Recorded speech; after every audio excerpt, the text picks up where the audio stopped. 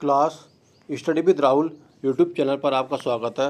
Uttar Pradesh special में जो आज का हमारा टॉपिक है बौद्ध धर्म। क्लास वीडियो के लास्ट में हम जो कल का टॉपिक पढ़ा था जैन धर्म, उसका अध्ययन करेंगे यानी रिवीजन करेंगे। आइए क्लास आज का टॉपिक स्टार्ट करते हैं। बौद्ध धर्म के बारे में बात करते हैं। तो बौद्ध धर्म के संस्थापक कौन थे क्लास? तो गौतम बुद्ध थे।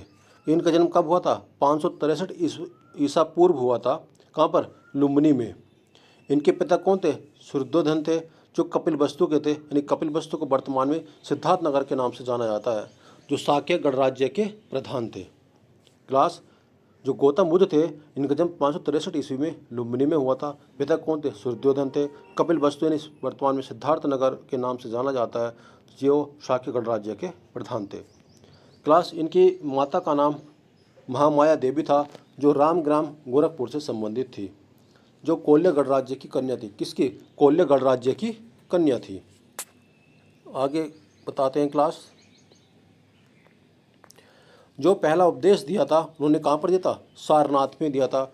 इसको क्या बोला गया? धर्मचक्र परिवर्तन बोला गया। महात्मा बुद्ध ने पहला उपदेश कहाँ पर दिया था? सारनाथ में, जिसको क्या बोला गया? धर्मचक्र परिवर्तन बोला गया। क्लास सारनाथ को ऋषिपत्नम और मृगदाब के नाम से भी जाना जाता है। सारनाथ को मृगदाब और ऋषिपत्नम के नाम से भी जाना जाता है। क्लास आगे डिस्कस करते हैं। गौतम बुद्ध जो थे, उन्हें सर्वाधिक उपदेश कहाँ पर दिए थे? श्रावस्ती में दिए थे। सबसे अधिक उपदेश कहाँ पर दिए थे? श्रावस्ती में दिए थे। श्रावस्ती जो था कौशल राज्य की क्या था? राजधानी था। श्रावस्ती क्या था? कौशल राज्य की राजधानी था। और यहीं पर इन्होंने सबसे अधिक क्या था? समय को बिताया था। सबसे अधिक वर्षावास कहाँ पर बिताया था? उन्होंने श्रावस्ती में ही बिताया था। क्लास गौतम बुद्ध ने अपना जो सन्यासी जीवन था उत्तर प्रदेश में ही सर्वाधिक व्यतीत किया था। उत्तर प्रदेश को बौद्ध धर्म के पालने के नाम से जाना जाता है। उत्तर प्रदेश को क्लास बौद्ध धर्म के पालने के नाम से भी जाना जाता है।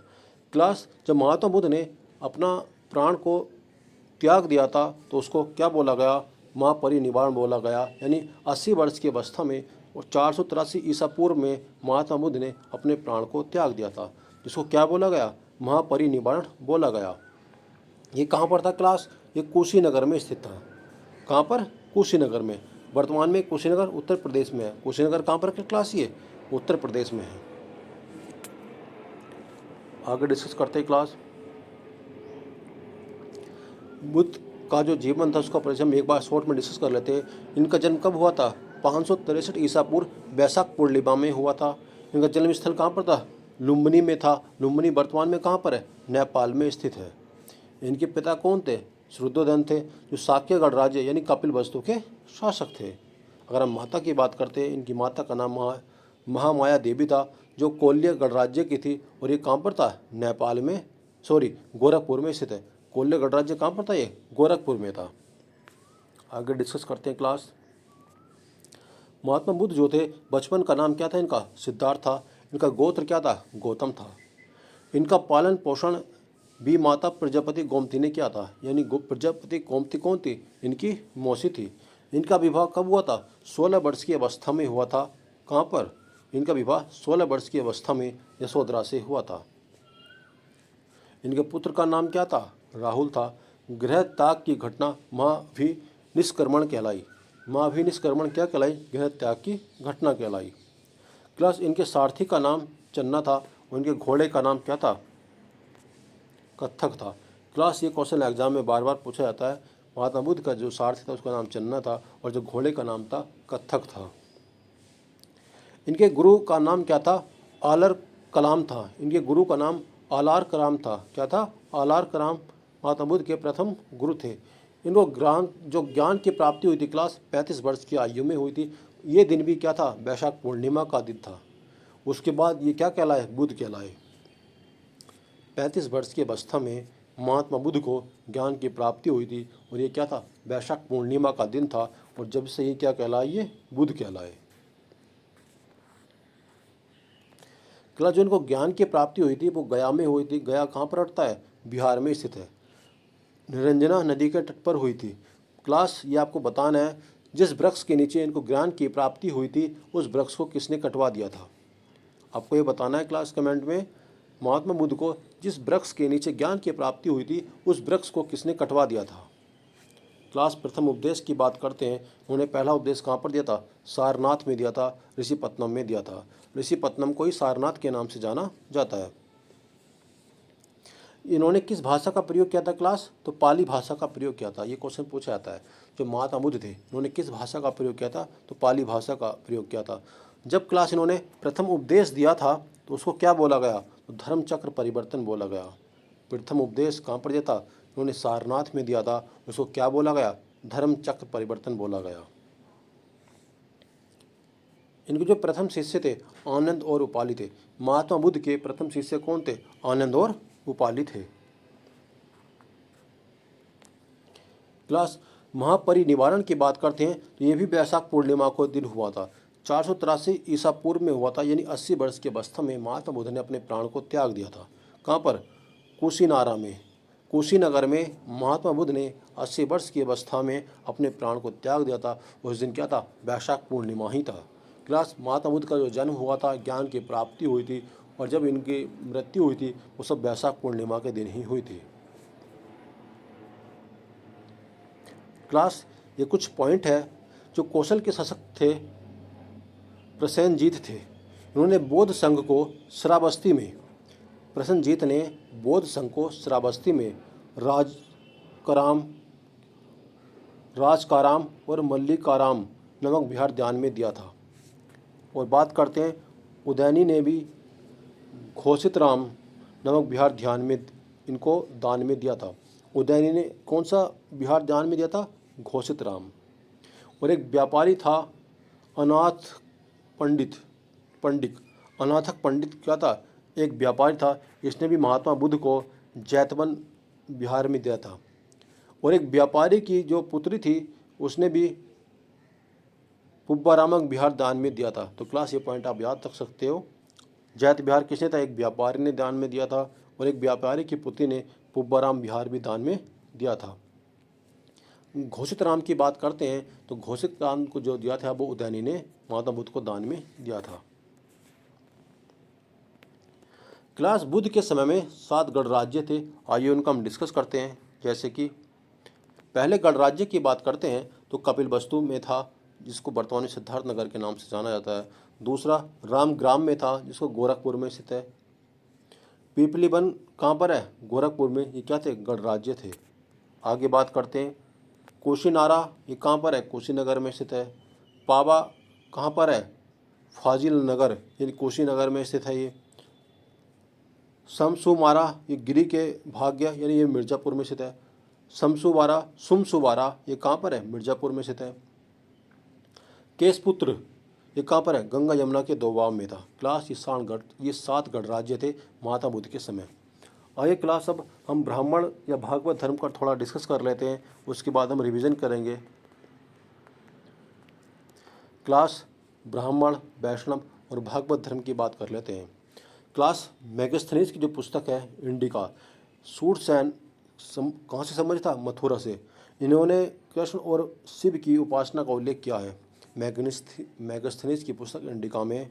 ठीक है, सूरसेन के लोगों के द्वारा कृष्ण और शिव की उपासना का उल्लेख मिलता है। आगे डिस्कस करते हैं। मेगास्थनीज ने अपनी पुस्तक इंडिका में वासुदेव कृष्ण को उल्लेख किया है हेरोक्लिस से, और शिव का उल्लेख किससे किया है? डायनोसियस से।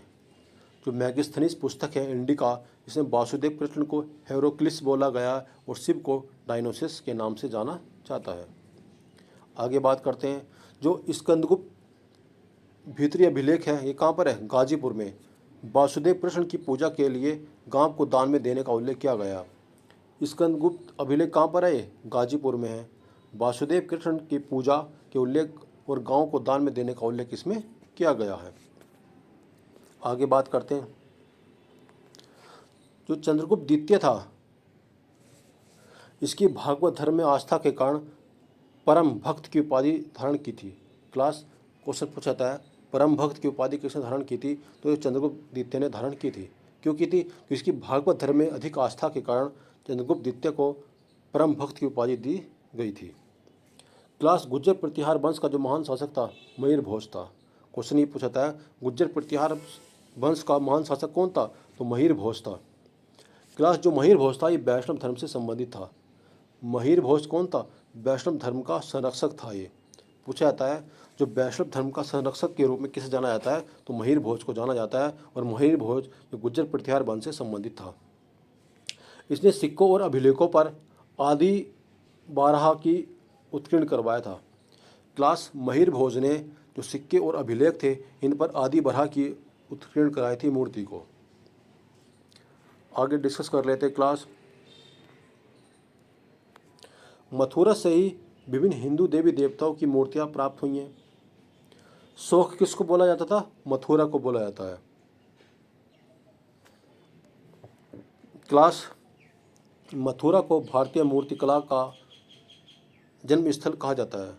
मथुरा को भारतीय मूर्तिकला का जन्म स्थल के नाम से भी जाना जाता है। आइए क्लास अब हम डिस्कस कर लेते हैं। कल हमने डिस्कस किया था उत्तर प्रदेश के प्रमुख बौद्ध और जैन स्थल कहाँ कहाँ थे। क्लास एक काफ़ी इम्पोर्टेंट है। जैसे कि हम बात करते हैं श्रावस्ती की। क्लास श्रावस्ती में तीसरे तीर्थंकर कौन थे? संभवनाथ थे। अगर 3 लोग होंगे तो उससे काम क्या हो जाएगा? संभव हो जाएगा। ये तीसरे तीर्थंकर कौन थे? संभवनाथ थे। गौतम बुद्ध ने अपने सर्वाधिक उपदेश कहाँ पर दिए थे? श्रावस्ती में दिया था। और यहाँ पर सेहत मेहता और जैतवन विहार भी है। श्रावस्ती में सेहत मेहता और जैतवन विहार भी है। क्लास सिद्धार्थ नगर से बात करते हैं। ये गौतम बुद्ध के पिता से संबंधित है। गोरखपुर गौतम बुद्ध की जो माता थी महामाया देवी, इनसे संबंधित है। क्लास कुशीनगर की बात करते हैं तो बुद्ध ने यहाँ पर अपना पहला महापरिनिर्वाण स्थल है। कुशीनगर क्या था? बुद्ध का महापरिनिर्वाण स्थल है। आगे बात कर लेते क्लास अयोध्या की। अयोध्या में पहला, दूसरा, चौथा और पांचवा ये 4 तीर्थंकर हुए थे। 1, 2, 4, 5 ये 4 तीर्थंकर कहाँ पर हुए थे? अयोध्या में हुए थे। क्लास प्रथम कौन थे? तो ऋषभनाथ थे। दूसरे अजीतनाथ थे। चतुर्थ अभिनंदन नाथ थे। और 5वें कौन थे? सुमितनाथ थे। तो क्लास ऋषभनाथ, अजीतनाथ, अभिनंदननाथ और सुमितनाथ कहाँ से थे? अयोध्या से संबंधित थे। क्लास ये वेरी इंपॉर्टेंट क्वेश्चन है। ये टिपिकल तो है याद करने में, लेकिन यहाँ से 100% एग्जाम में क्वेश्चन पूछा जाता है।